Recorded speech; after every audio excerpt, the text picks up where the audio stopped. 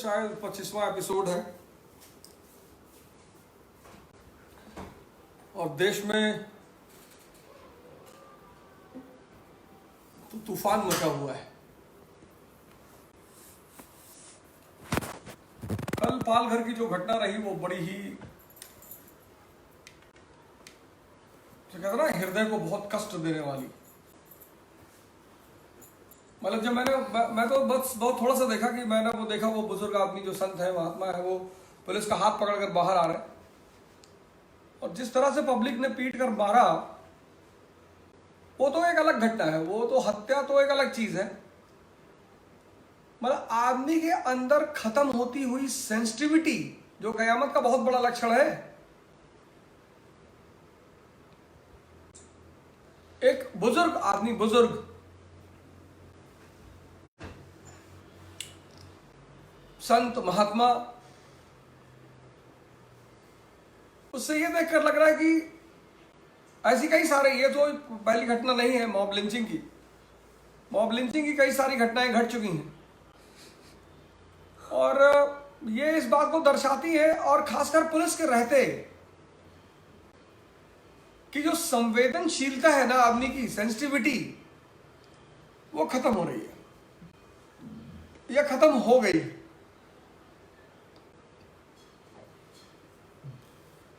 और जब भी मानव जाति की संवेदनशीलता मतलब खत्म होती है तो वो जाति एक्सटिंक्ट के कगार पर होती है, क्योंकि फिर उसकी कोई उपयोगिता रह नहीं जाती। जब भी ऐसा होता है, whenever it happens, कि the sensitivity of the human race comes to an end.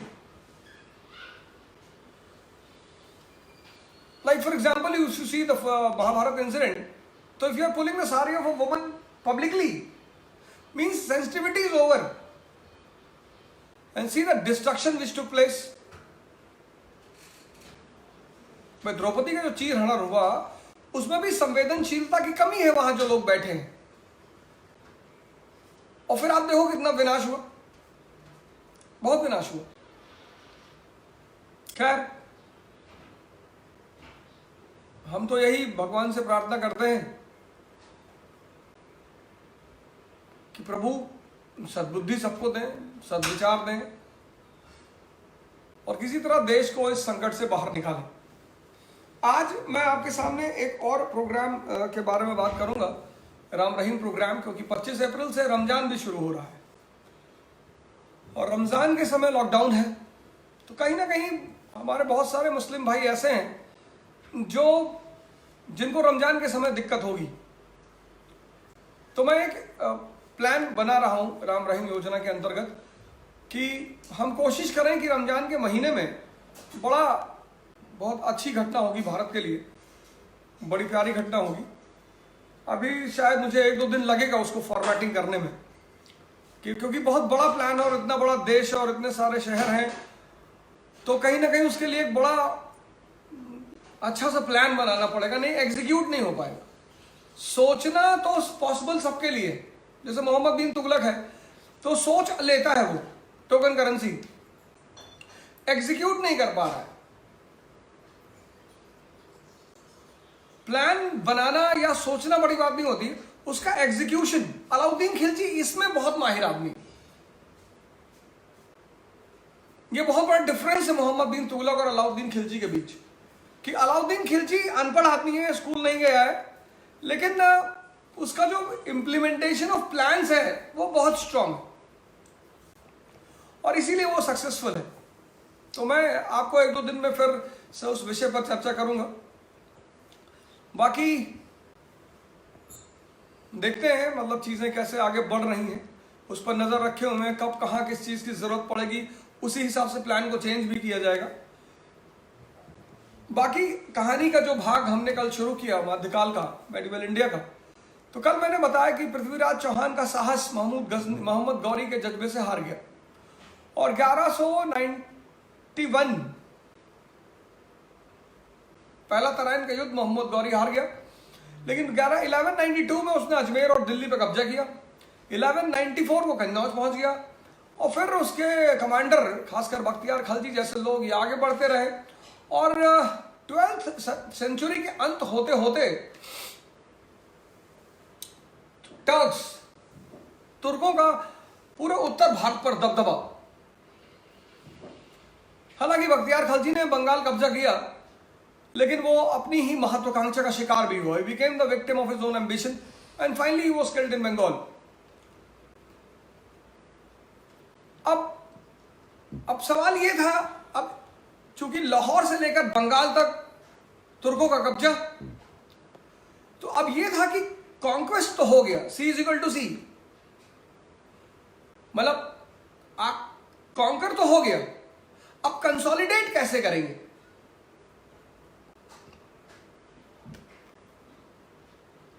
जैसे महमूद गजनी आया, हराया, पैसा लिया, चला गया, उसको कंसोलिडेशन की फिक्र ही नहीं थी, क्योंकि उसका अपना साम्राज्य था सेंट्रल एशिया में, उसे यहां कंसोलिडेशन नहीं करना था।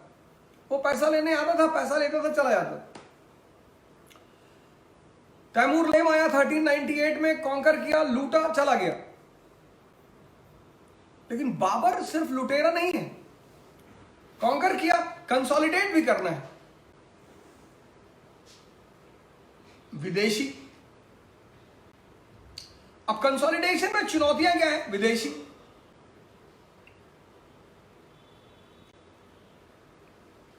अब इसी परिस्थिति में जब इन्होंने पूरे बंगाल पर, लाहौर से बंगाल तक के इलाके पे कब्जा कर लिया, तो दो घटनाएं घटी, बड़ी जबरदस्त घटनाएं घटी, और उन्होंने भारत के इतिहास को एक नया डायरेक्शन दिया। वो एक घटना तो वहां पे मेंशन नहीं है एनसीईआरटी में, बैटल ऑफ अंदखोद। सेंट्रल एशिया में ये घुरिद्स जो हैं, ये किसके खिलाफ लड़ रहे थे? ख्वारिज़मियों के खिलाफ। तो बैटल ऑफ अंदखोद में ख्वारिज़मियों ने बहुत बुरी तरह हराया घुरिद्स को, बहुत बुरी तरह, मतलब जड़ से उखाड़ कर फेंक दिया। And this ended the dream of Ghurids to dominate central Asia. उनका जो सपना था सेंट्रल एशिया और वेस्ट एशिया को डोमिनेट करने का, सिल्क रूट को डोमिनेट करने का, वो खत्म हो गया। बैटल ऑफ अंदखोद बहुत इंपॉर्टेंट, 1205। अब मेरा बिजनेस लखनऊ में है और मेरा बिजनेस दिल्ली में है, और दोनों बिजनेस फल फूल रहा है, लेकिन लखनऊ का बिजनेस तबाह हो गया, तो फाइनली मैं कहां सेटल करूंगा? दिल्ली में। बस वही हाल हुआ तुर्कों का। लेकिन ये पहली घटना है, ये पहली घटना है, बैटल ऑफ अंदखोद। विकिपीडिया में डालिएगा बैटल ऑफ अंदखोद 1205, पूरी बैटल मिलेगी आपको। और the dream of Ghurids to dominate silk route came to an end. तो finally they have to turn all their attention towards India. तो अंततः उन्हें जो अपना अटेंशन देना है, वो कहां पे देना है? भारत पे देना है, और लाहौर से बंगाल तक के इलाके पे कब्जा है उनका। लेकिन जब आप हारते हैं, जब आप गिरते हैं, तो अगल बगल जो लोग आपके हैं, हर आदमी जो आपके साथ है, मैं एक फोटो देख रहा था, तो उसमें एक शेर जो है ना, एक हिरन को दौड़ा रहा है।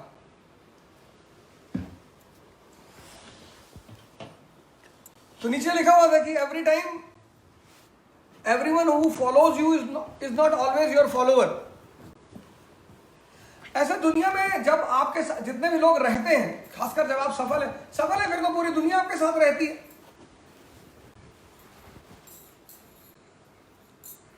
सफल है फिर तो पूरी दुनिया आपके साथ रहती है। सफलता का यही तो सबसे बड़ी बात है। सफलता, ताकत, पैसा, ये दुनिया का वास्तविक ज्ञान नहीं होने देती। इसलिए पहले के राजा महाराजा अपने बच्चों को आश्रम भेजते थे।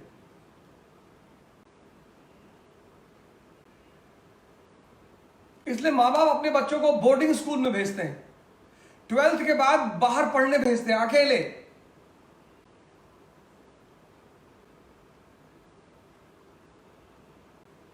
अब 12th के बाद जब आप बाहर निकलते हो, दिल्ली यूनिवर्सिटी आते हो, इलाहाबाद यूनिवर्सिटी जाते हो, लखनऊ यूनिवर्सिटी जाते हो, तो नॉलेज तो है आपके पास, पढ़ लिख लिया आपने 12th तक, एक्सपीरियंस नहीं होता लाइफ का।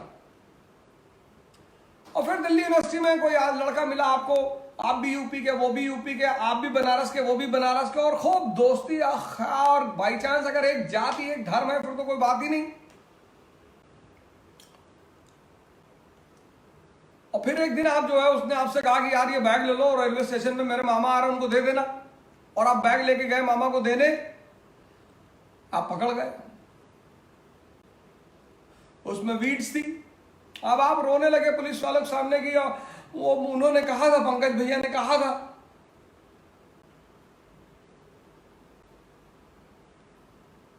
अब ये झटका बड़ा झटका है, बहुत बड़ा झटका है, आप खत्म भी हो सकते हैं, लेकिन सीख देकर जाएगा आपको बहुत बड़ी।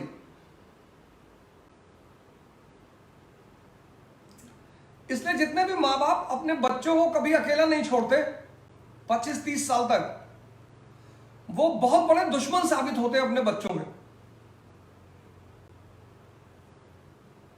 हालांकि वो ये काम प्यार में ही करते हैं, लेकिन वो साबित बहुत बड़े दुश्मन होते हैं, क्योंकि वो जो पर्सनल एक्सपीरियंस है लाइफ में, जो मतलब भैया आप IAS क्वालिफाई कर ली तो आपको तुरंत डीएम थोड़ी बना देंगे, मसूरी में ट्रेनिंग देंगे, फिर आपको डेप्यूटी कलेक्टर बनाएंगे, SDM बनाएंगे, ADM बनाएंगे, फील्ड वर्क कराएंगे।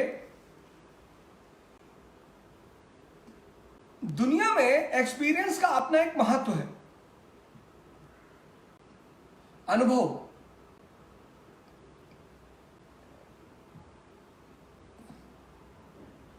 इसलिए जितनी बड़ी बड़ी कंपनियां हैं वो बड़ा अनुभव में बड़ा अटेंटिव रहती हैं, कितने साल का एक्सपीरियंस है। हमारी फील्ड में जब कोचिंग टीचर लोग कोचिंग खोलते हैं तो ऐड करते हैं कि 15 इयर्स एक्सपीरियंस, 20 इयर्स एक्सपीरियंस। तो मैं कह रहा था कि जब आप कमजोर पड़ते हैं, गिरते हैं, हारते हैं, तो जो अगल बगल लोग हैं आपके, सबसे ज्यादा वही आपके ऊपर कूदते हैं।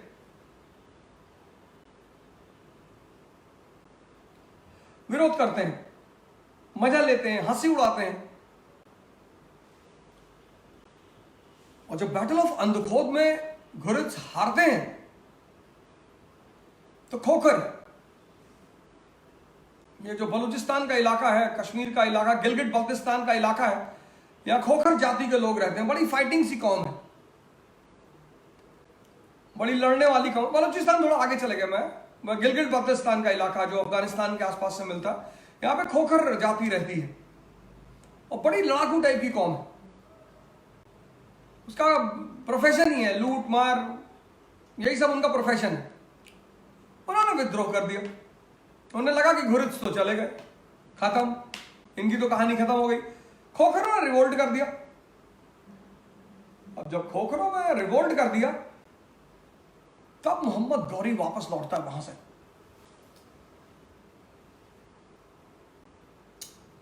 मोहम्मद गौरी सेंट्रल एशिया घोर से वापस लौटता भारत की तरफ और पनिश करता खोखरों को। बहुत बुरी तरह पनिश करता है, तो खींच, इरिटेशन, एंगर, और बहुत बुरी मैसेकर करता वो। पर जब वो खोखर रिवोल्ट को दबाकर वापस जा रहा होता है मोहम्मद गौरी, तो उसकी हत्या हो जाती है। दो घटनाएं। पहली घटना मैंने आपसे कहा battle of Andkhud 1203 battle of Andkhud, that ended the Ghurid ambition of silk route. और 1205 मोहम्मद गौरी की हत्या। इन दो घटनाओं ने हिंदुस्तान के इतिहास को एकदम बदल के रख दिया। मोहम्मद गौरी का अपना कोई बेटा नहीं था और वो बार बार यही कहता था कि ये मेरे जो दास अधिकारी हैं, स्लेव ऑफिसर्स, ये मेरा नाम दुनिया में एक दिन रोशन करेंगे। और कल मैंने आपसे कहा था कि उन्होंने किया। और नॉर्थ इंडिया का चार्ज वो अपने एक दास अधिकारी, स्लेव ऑफिसर कुतुबुद्दीन ऐबक को देकर गया था।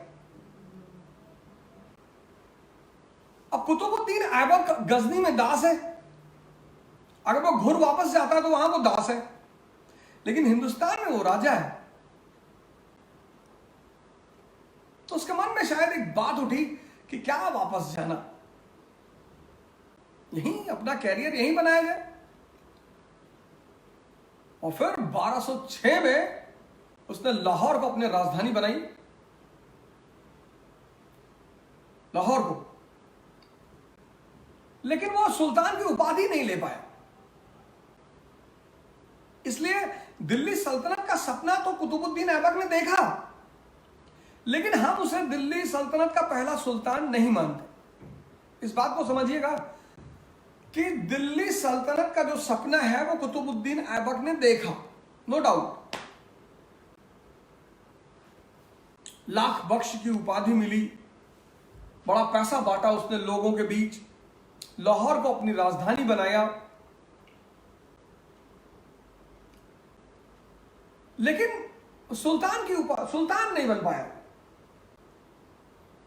एक तो मोहम्मद गौरी ने उसे स्लेवरी से आजाद नहीं किया था, और एक व्यक्ति एक समय में सुल्तान और स्लेव हो ही नहीं सकता।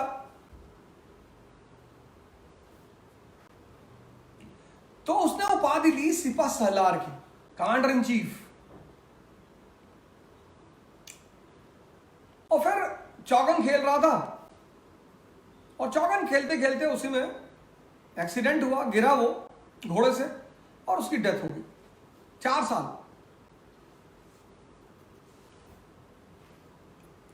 अब 4 साल इतने बड़े एरिया को कंसोलिडेट करने के लिए, वो भी जब आप विदेशी हैं, कुछ है ही नहीं।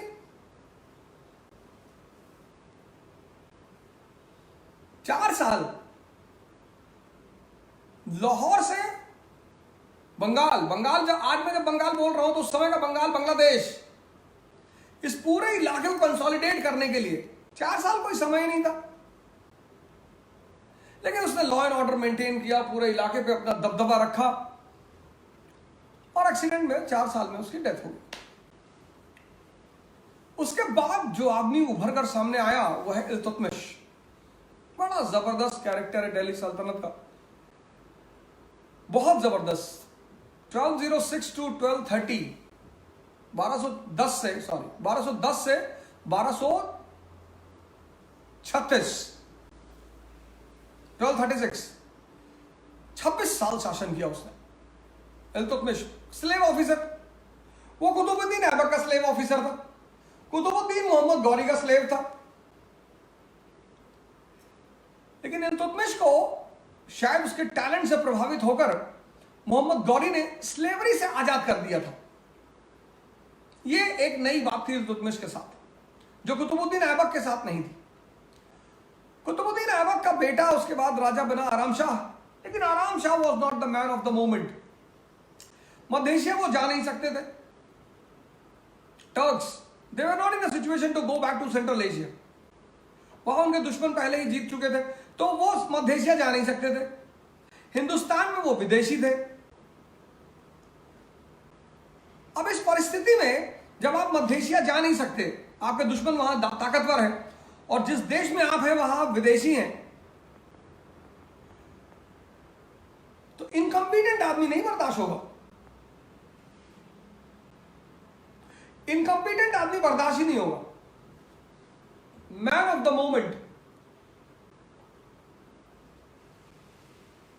मैंने कहा ना, इतिहास ने महानता की संज्ञा सिर्फ उन लोगों को दी जिन्होंने बड़ी सी बड़ी चुनौतियों को बड़े आराम से निपटा दिया।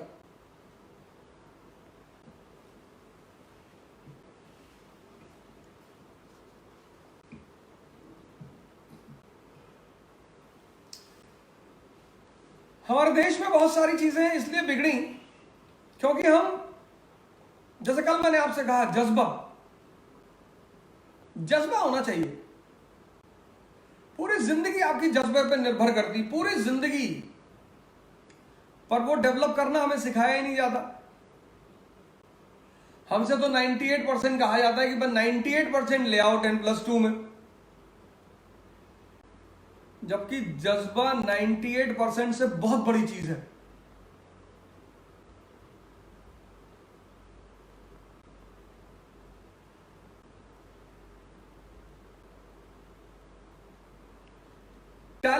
मतलब है, जैसे हमारे देश में टैलेंट का मतलब, जैसे मैं जब 12th में था, 11th में था, 12th में था और रिश्तेदारियों में जाता था तो आप तौर पे लोग यही पूछते थे 10th में कितना परसेंट था भैया। मैंने कहा जी 48%। अच्छा 48%, हाँ तो ठीक है, मतलब कोनो बढ़िया, ठीक है।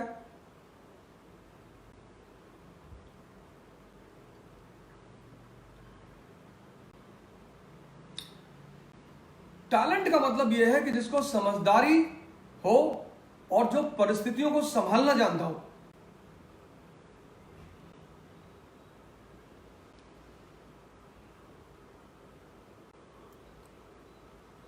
और इल्तुतमिश के पास दोनों है, जज्बा भी है और टैलेंट भी है।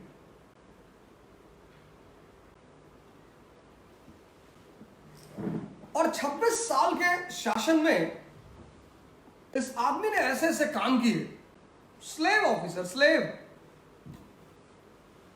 मतलब जिंदगी की कहानी स्लेवरी से शुरू की और स्लेव से वो आदमी बना सुल्तान, मतलब कोई गुलाम राजा बन जाए। आपको भले आश्चर्य नहीं होगा, लेकिन मैंने जब पढ़ा तो मुझे बड़ा हुआ आश्चर्य हुआ कि गुलाम और राजा, ऐसी क्या खास बात है कि कुतुबुद्दीन ऐबक का बेटा चीजों को नहीं संभाल पाया।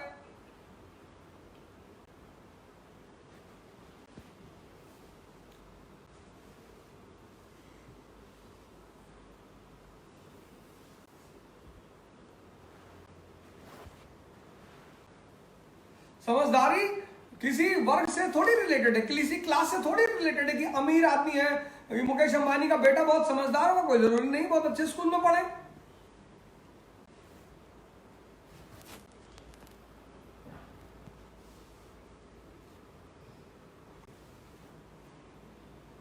कबीर जुल्हा के बेटे इंटरनेशनल ब्रांड के आदमी, सभी जानते।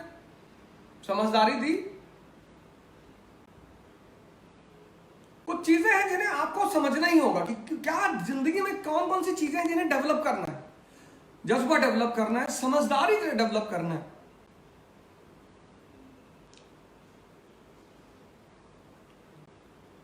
बहस करना तो इस मुल्क का आदमी जानता ही नहीं है, तो वो झगड़ा करेगा, ये झगड़ा करेगा या आपके एलिगेशन लगाएगा। कल से मेरे बड़े सारे मुस्लिम दोस्त हैं, आप मुसलमानों के खिलाफ जहर उगल रहे हैं। कहां उगले हैं? मैं जहर वहर कहां उगल रहे हैं जहर? और ज्यादा कहोगे तो उगलने लगेंगे। कोई जहर वहर नहीं उगला है। मैं तो सिर्फ इतना कह रहा हूं कि भाई मेरे, ये लोग क्यों कल्चर को अपोज करते हैं, हिंदुस्तान के कल्चर को। भाई कल्चर जो है वो ज्योग्राफी का मामला है, वो फिलॉसफी का मामला नहीं है।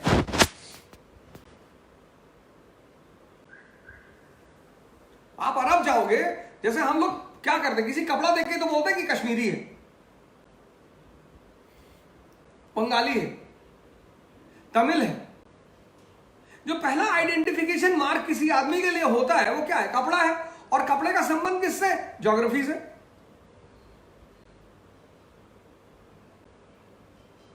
ड्रेस किसका पार्ट है? कल्चर का।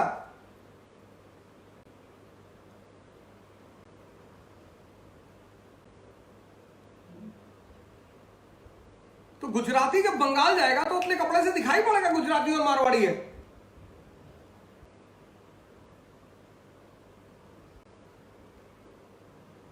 कल्चर कभी नहीं बदलेगा। कल्चर जिस ज्योग्राफी का है वही रहेगा।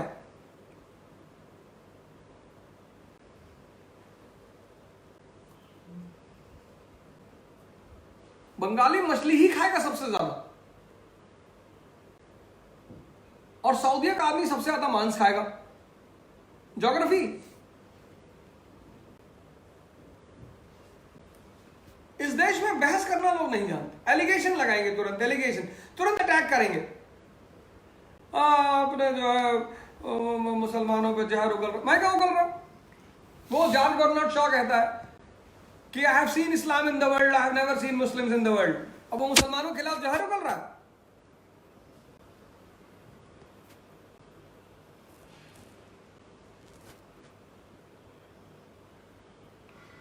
इल्तुतमिश में दोनों चीजें हैं।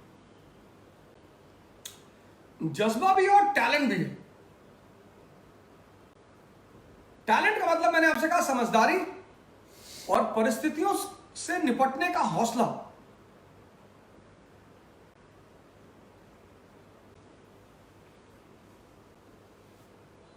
अब आप इमेजिन करिए 1210 ये इल्तुतमिश विदेशी मुसलमान,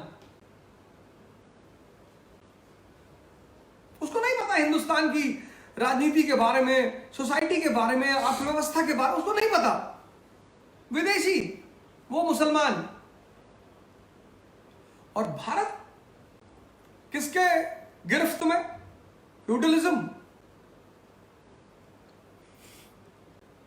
चैलेंज देखिए, चुनौती देखिए। इमेजिन करिए, सिर्फ इमेजिन करिए कि इल्तुतमिश विदेशी मुसलमान और भारत में क्या? फ्यूडलिज्म। हर 2 गांव में राजा बैठा हुआ है तलवार लेके, पैसा मांगने जाओगे मारेगा। और राज्य बिना पैसे के चलेगा नहीं। अब देखिए उसने पॉलिसी क्या कहा। अब यही कहते हैं P = P+P, policy = priority plus planning. यहीं पे राजा की महानता साबित होती है कि वो अपनी परिस्थिति को समझ रहा है।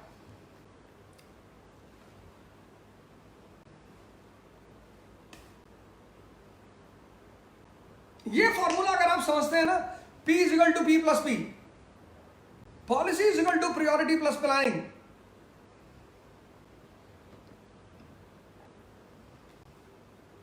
किसी भी राजा की महानता इस बात पर निर्भर करती है कि वो इस फॉर्मूले को समझता है कि नहीं।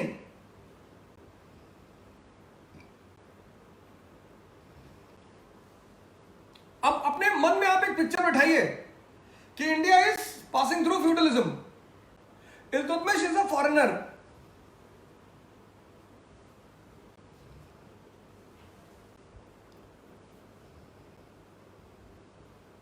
Every 10 village has a king, feudal lord,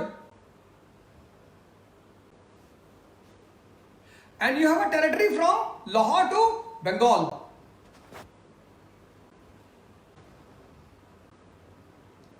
यहां दूसरे के शहर में कब्जा करना मुश्किल होता है। अपने शहर में कब्जा करना मुश्किल है। दूसरे के घर में घुस के, when you are a minority, और आपने लाहौर से बंगाल तक का इलाका कब्जा कर लिया और कंसोलिडेट भी कर लिया। क्या महान आदमी होगा वो।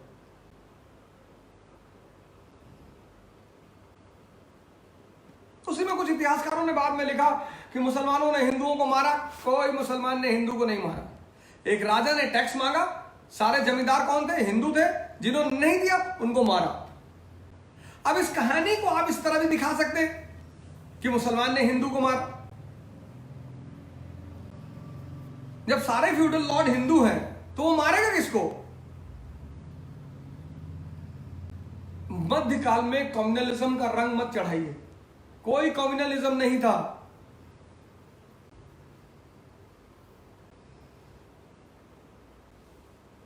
मेडिवल इंडिया में को कम्युनल कलर मत दीजिए।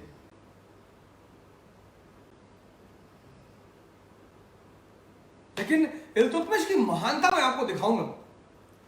बैकग्राउंड, सर मैंने कहा ना, अपने शहर छोड़ के दूसरे शहर में जाने पर आदमी कमजोर पड़ जाता है।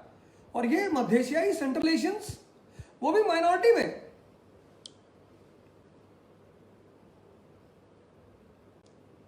तो पहला जो उसने कदम उठाया, शोले मूवी देखी आपने ना, शोले। तो शुरुआत के सीन में जब वो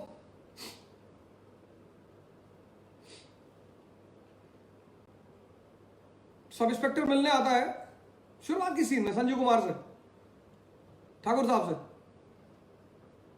और संजू कुमार उस इंस्पेक्टर से कहता है कि मुझे वीरू और जय चाहिए। तो बड़ा सरप्राइज होता है वो कि मैंने तो सुना है कि बोलता है कि ठाकुर साहब ये आप ही किस काम के? तो बदमाश है। बड़ा अच्छा डायलॉग देता है वो कि बदमाश है लेकिन बहादुर है, खतरनाक है इसलिए कि लड़ना जानते हैं, बुरे हैं मगर इंसान है। तो सब इंस्पेक्टर कहता है कि खोटा सिक्का तो दोनों तरफ से खोटा होता है। कहता है सिक्के और इंसान में शायद यही फर्क है।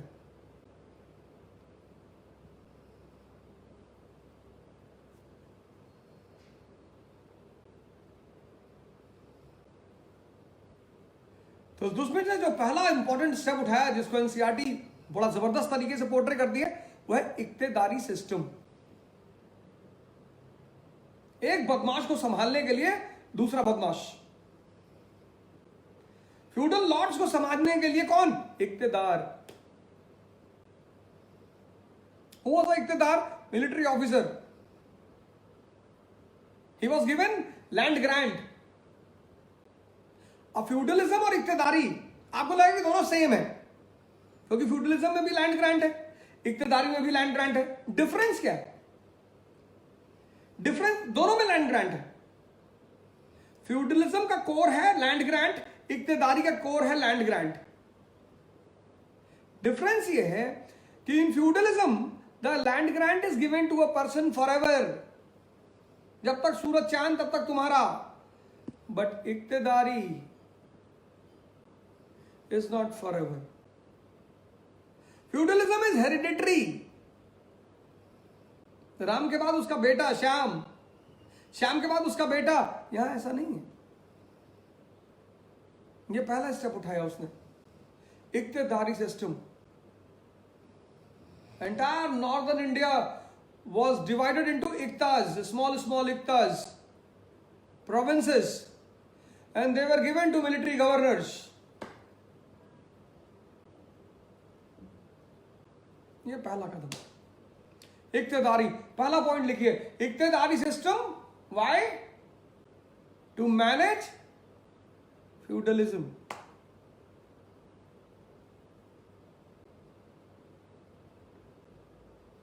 पहला चैलेंज उसके सामने क्या है?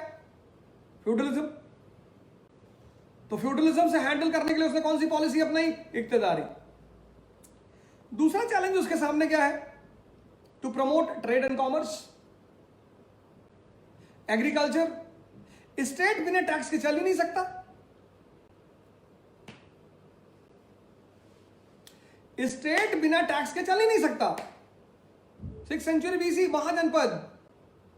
तो वहीं पर आप करेंसी सिस्टम भी देखेंगे। ठीक चीज यहां पर भी सेकेंड स्टेप उसने लिया, रिवाइवल ऑफ करेंसी सिस्टम, टंका and जित्तल।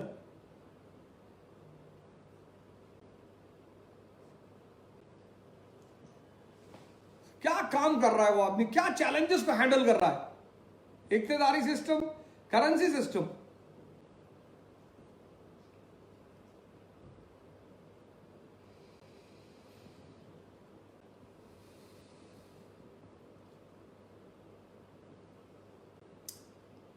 Religious tolerance. Priestly class जो होता है ना, प्रीस्ट, बड़ी तबाही मचाते हैं ये,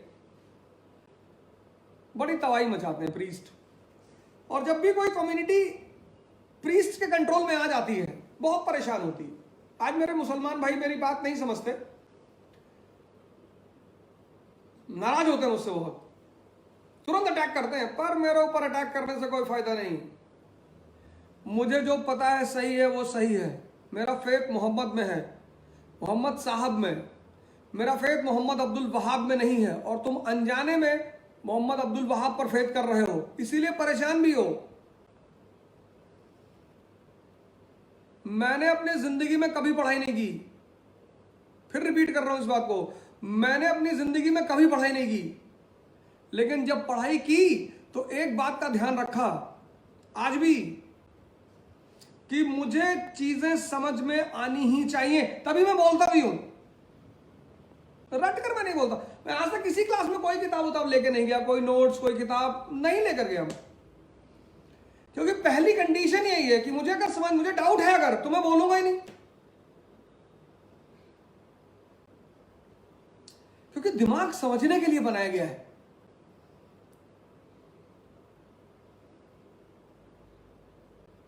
ये दिमाग जो है ना, ये समझने के लिए बनाया गया है। दिमाग का गहना है अंडरस्टैंडिंग, समझदारी। अशोक को पढ़ा है ना, समझदार है। धम्मा, हिस्ट्री महान कहती है उसको।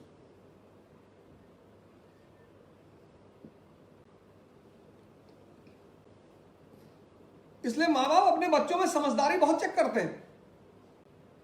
और जब बच्चा बड़ा होता है, 15-16 साल का, 17 साल का, 18 साल का, और जब वो अपने बच्चे में समझदारी देखते हैं, शिक्षा में भले ही थोड़ा बहुत कमजोर हो, बड़े खुश होते हैं। क्लर्क का बेटा है और डीएम की लड़की से अफेयर कर लिया, अरे तो बाप तो इतना खुश होता है कि वाह वाह बेटा बहुत बढ़िया, मतलब तुम तो कुल दीपक ही पैदा हुए हो। और जब डीएम का लड़का रिक्शा वाली की बेटी से अफेयर कर लेता है तो डीएम बहुत दुखी होता है कि इसको नाहक में शेरवुड में पढ़ा है यार। और जब वो लड़का कहता है कि पापा ट्राई टू अंडरस्टैंड, पापा try to understand, it's love, तब उसको और गुस्सा आता है।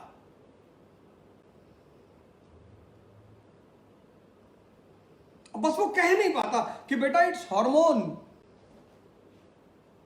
कुछ दिन बाद शांत हो जाएगा।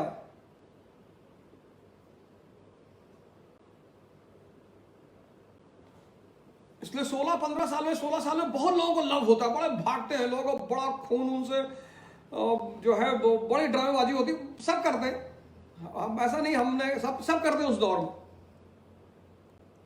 और इस एज में आकर उस पीछे की बातों को सोच सोच कर हंसते भी हैं, खुद पर भी हंसी आती है।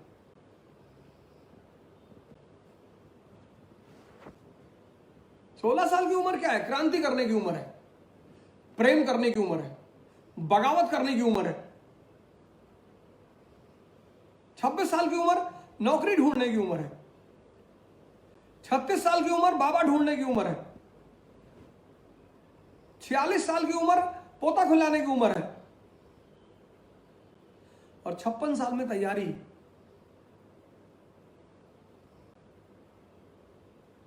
और जो 56 साल की उम्र में क्रांति कर रहा है वो तो फिर कोई दूसरी ही आत्मा है,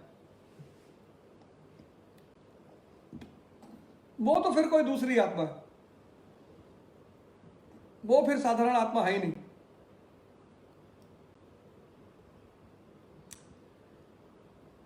कितना चुनौतीपूर्ण स्थिति में है इल्तुतमिश, विदेशी है, कंट्री फ्यूडलिज्म का शिकार है।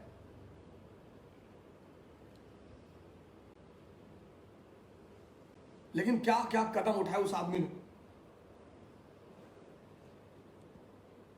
रिलीजियस टॉलरेंस, मौलाना उसके पास आया, डेलीगेशन ऑफ मौलाना उसके पास आया। मैं तो बड़े मौलाना पंडितों से बात किया हूं,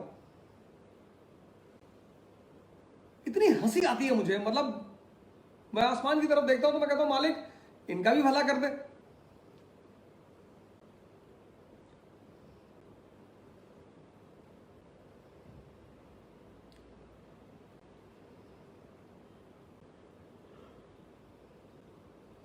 लेकिन वो समाज के लिए बड़ा इंपॉर्टेंट है, उनको हम हटा भी नहीं सकते।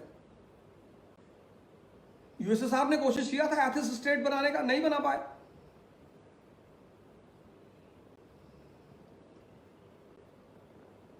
और डेलीगेशन ऑफ मौलाना का एक डेलीगेशन इसके पास पहुंचा, इल्तुतमिश के पास, कहा इस्लाम, हिंदुस्तान को दारुल इस्लाम बनाओ। हिंदुस्तान दारुल हर्ब है, काफिरों का मुल्क है। पता नहीं कौन इन मौलानाओं को बता दिया है कि तुम मुसलमान हो।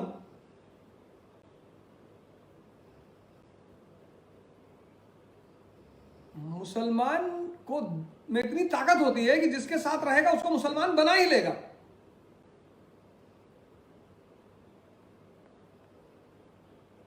सोने को अपनी कीमत बताने की जरूरत थोड़ी है।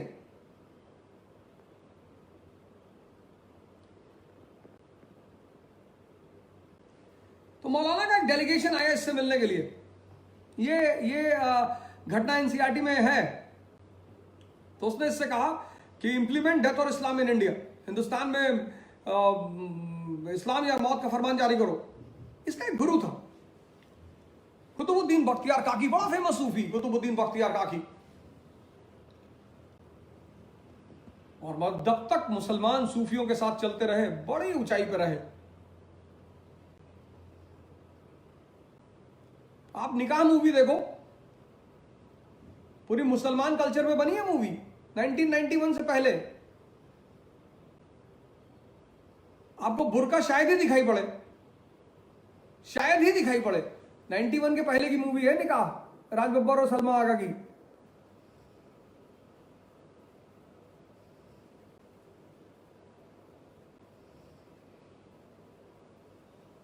तो ये गया अपने गुरु के पास, कुतुबुद्दीन बख्तियार काकी के पास, कि साहब ये मौलाना कह रहे हैं कि इंप्लीमेंट इस्लाम और डेथ इन इंडिया।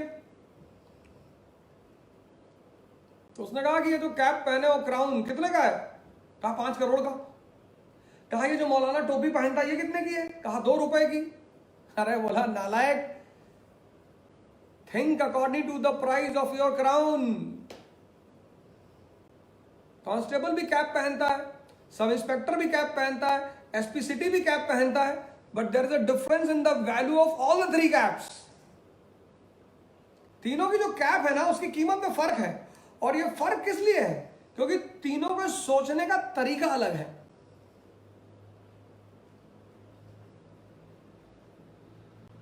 उसने कहा भाई तुम 2 रुपए की कैप पहनने वालों की बात सुन रहे हो?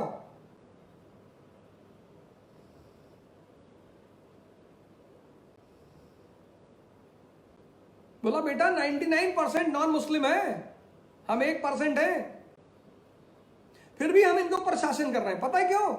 Because of the absence of unity among these 99% people. इनमें एकता नहीं है, और ये हमारी ताकत है।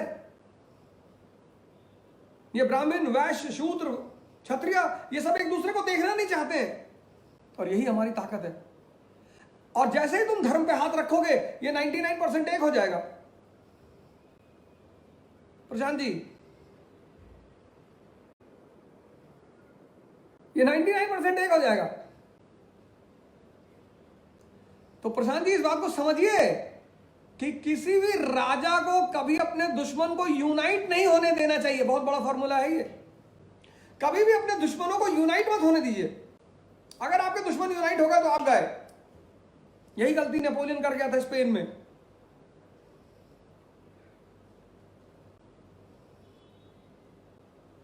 कुतुबुद्दीन बख्तियार काकी ने कहा कि चाचा अगर ये 99% लोग यूनाइट हो गए ना,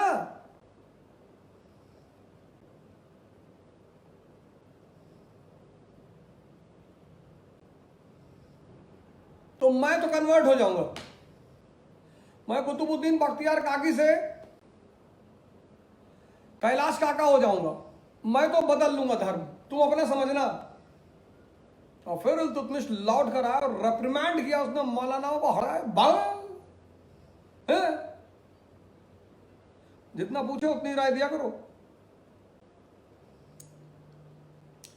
अब अगर कयामत आनी है तो आएगी, लेकिन मैं बैठकर इंतजार नहीं कर सकता ना। मेरा जो धर्म है मैं उसे निर्वाह कर रहा हूं। कल मेरे एक मित्र कह रहे थे कि रोक लोगे, सबको समझा ले जाओगे। नहीं समझाएंगे, महाभारत तो होनी ही है। लेकिन कृष्ण ने लास्ट तक दुर्योधन को समझाने की कोशिश की।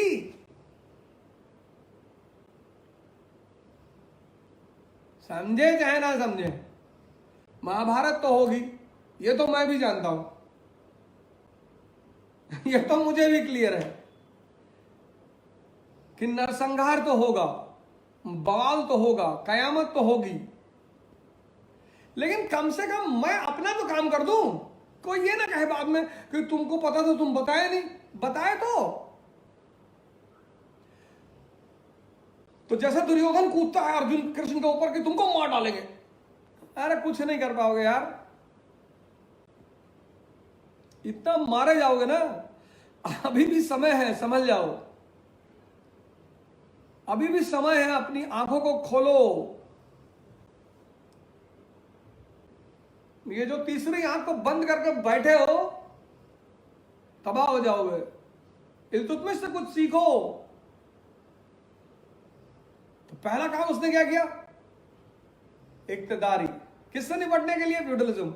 दूसरा करेंसी सिस्टम, किसको रिवाइव करने के लिए? इकोनॉमी को, मनी इकोनॉमी को, मनी इकोनॉमी। तीसरा रिलीजियस टॉलरेंस। चौथा फॉरेन पॉलिसी। नेहरू प्रभावित है, जेल नेहरू इल्तुतमिश से प्रभावित है। नया नया इन्फेंट दिल्ली सल्तनत, इन्फेंट, एक बच्चा किसी से लड़ नहीं सकता। तो नेहरू क्या कहते हैं 1947 में? Panchsheel, peaceful coexistence. In 1947 India is infant. 1947 में भारत एक नवजात शिशु है। Internal crisis, external crisis, economic crisis, Pakistan, China etcetera.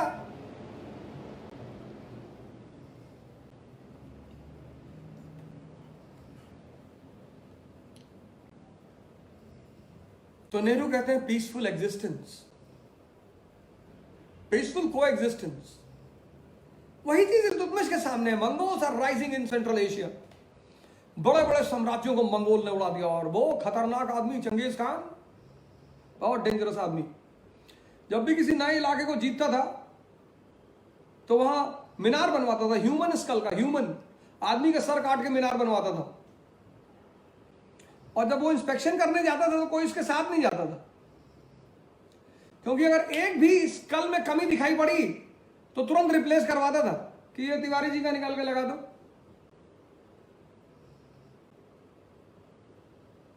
आज तक किसी को नहीं पता कि वो कहां दफन है। और जब वो मरा उसके 10 साल तक गद्दी पे कोई नहीं था, लेकिन साम्राज्य चलता रहा 10 साल।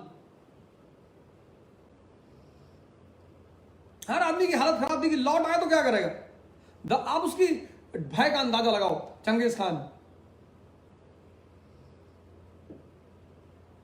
वो खौरजमी राजकुमार जलालुद्दीन मंगबरानी का पीछा कर रहा था। मंगबरानी भागते भागते हुए हिंदुस्तान पहुंचा।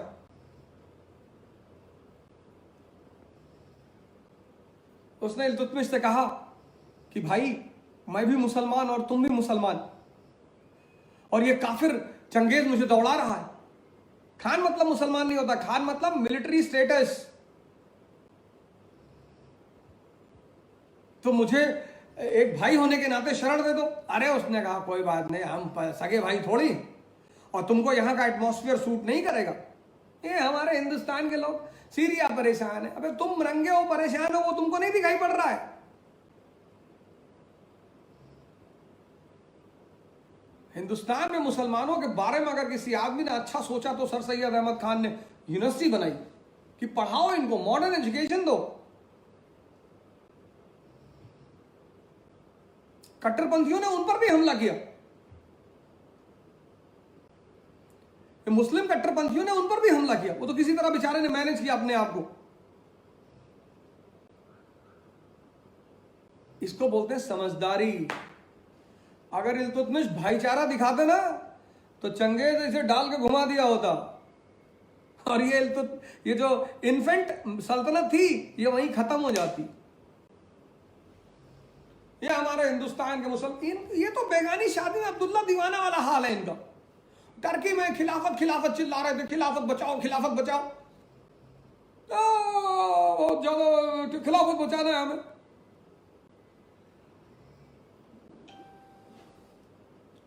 कमाल अटैटर्क ने खिलाफत उठा के फेंक दी। हिंदुस्तान के मुसलमान मुंह छुपाए घूम रहे थे। गांधी जी भी बीच में चले गए, हाँ सही कह रहे हो यार, खिलाफत तो बचानी है हमको भाई, ऐसी भाई क्या बात कर रहे हो। सुभाष चंद्र बोस ने समझाया, मोहम्मद अली जिन्ना ने समझाया कि क्या यार गांधी जी उल्टी सीधे काम कर रहे हो। इसको कहते हैं समझदारी। जलालुद्दीन मंगबरानी को उसने शेल्टर नहीं दिया कि हो गए मुसलमान अपने घर में, ये कोई भाईचारा नहीं, राजनीति में कोई भाईचारा नहीं।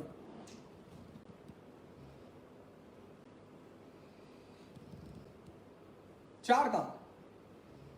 पहला इक्तिदारी, दूसरा करेंसी, तीसरा रिलीजियस टॉलरेंस, चौथा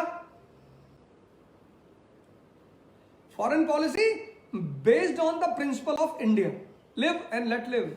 हमें लड़ाई नहीं करना, जाना ही नहीं उधर। चंगेज खान इंदस सिंधु नदी से वापस चला गया।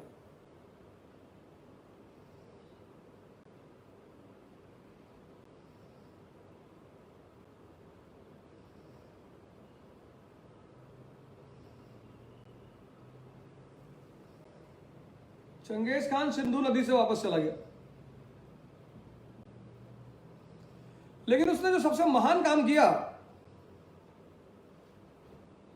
जिसका मैं बड़ा कायल हूं। मैं मानता हूं कि उसकी जो लेवल ऑफ मैच्योरिटी वो बड़ी हाई रही होगी।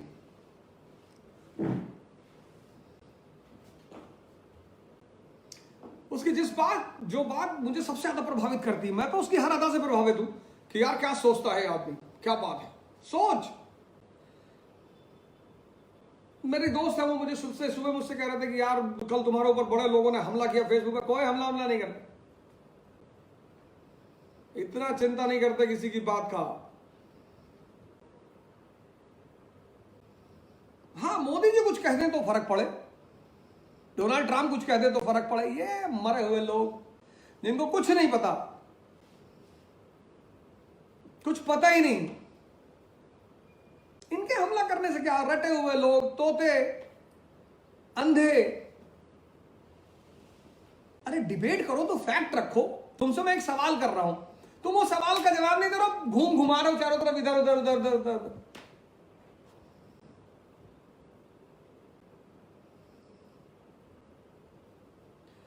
हर आदमी कहने से कुछ फर्क नहीं पड़ता।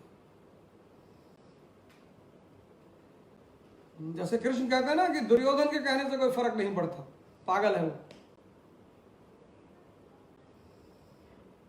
आप किसकी बात का बुरा मानते हैं जिंदगी में, ये भी बहुत इंपॉर्टेंट है। अगर आप रिक्शे वाले की बात का बुरा मानते हैं तो आप रिक्शे वाले से बहुत बड़े नहीं हैं।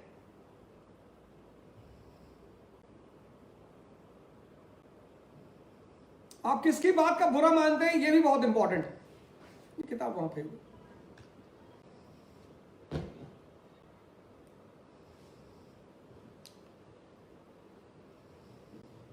आप किसकी बात का बुरा मानते हैं, ये बहुत इंपॉर्टेंट है। आप सबकी बात का बुरा नहीं मान सकते सर।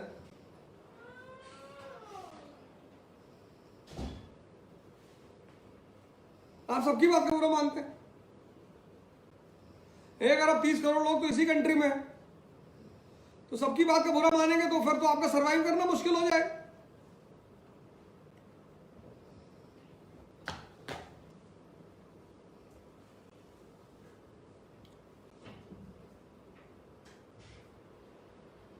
उसकी सबसे महान बात, सबसे महान, जिससे मैं बहुत ज्यादा प्रभावित हूं, वो ये है कि उसने अपने पुत्रों की बजाय अपनी बेटी को अपना उत्तराधिकारी चुना। बड़ी प्यारी कहानी है उसके पीछे। वही कहानी सुनाकर फिर आज की कथा का अंत करूंगा। बड़ी प्यारी कहानी है। ग्वालियर गया था, युद्ध कर रहा था ग्वालियर में, बीमार पड़ गया। पढ़ना ही था, इतना स्ट्रेस, इतना प्रेशर। 26 साल जब आदमी ऑड सिचुएशन में काम कर रहा है, ऑड,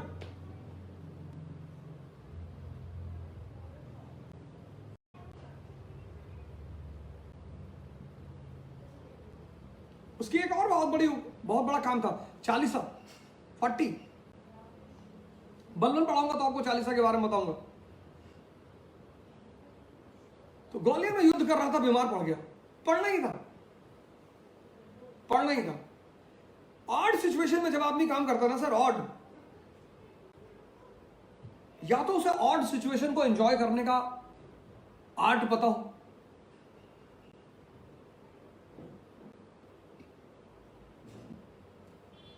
अगर आपको ऑड सिचुएशन एंजॉय करने का आर्ट पता है, आर्ट, फिर तो आप इनविंसिबल है। फिर तो आप इनविंसिबल है, फिर तो आपको कोई हरा ही नहीं सकता।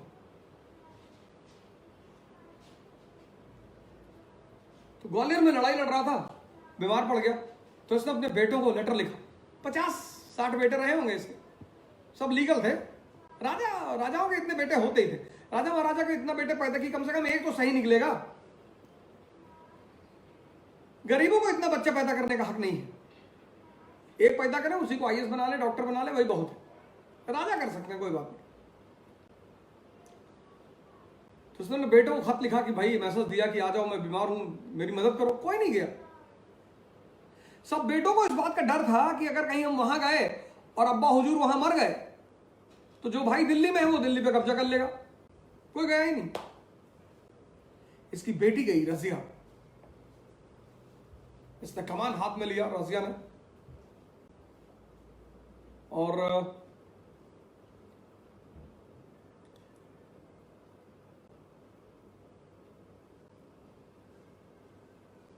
ग्वालियर के राजा को हराया और वहीं पे इल्तुतमिश की डेथ हो गई।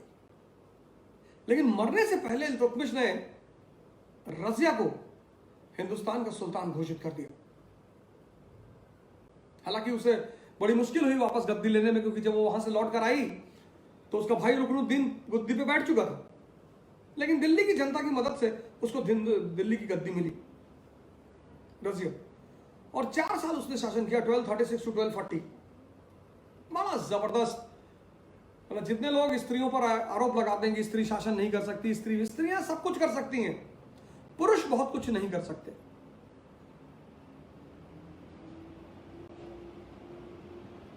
स्त्रियां सब कुछ कर सकती, वो तो भगवान की रिप्रेजेंटेटिव है धरती पर। पुरुष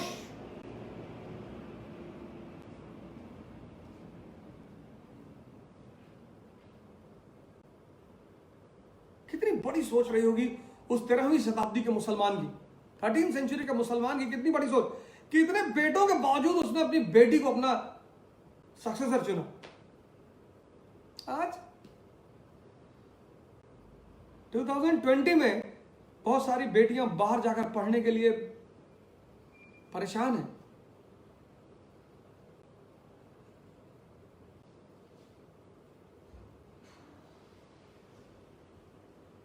वो दास से सुल्तान ऐसे नहीं बना। क्या सोच रही होगी इस आदमी की? और सोच अच्छी तभी होगी आपकी जब आप ध्यान करेंगे, जब आप बड़ी बड़ी चीजों का ध्यान करेंगे। आप छोटी छोटी चीजों में उलझे रहते हैं।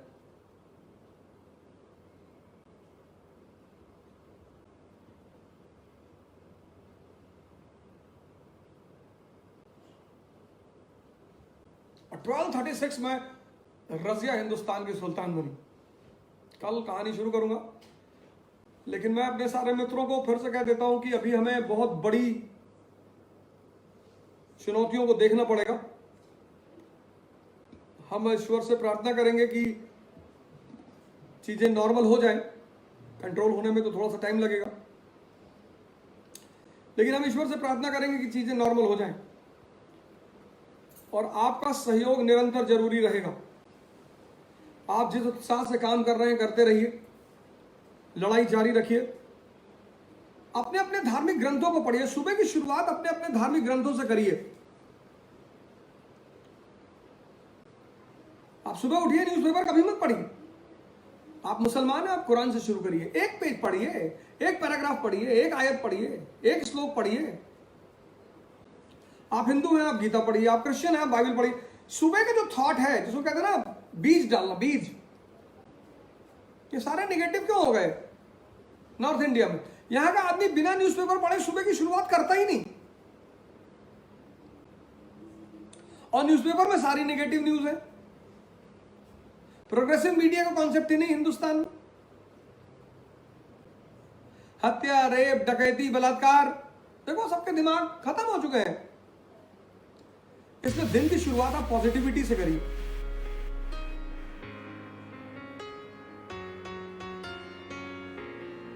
ध्यान से करिए, प्राणायाम से करिए।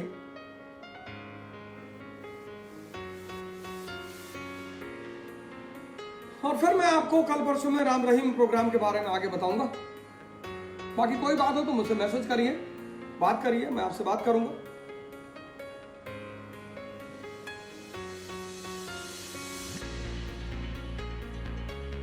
भगवान से प्रार्थना करिए कि स्थितियां कंट्रोल में आए और लोग बचें।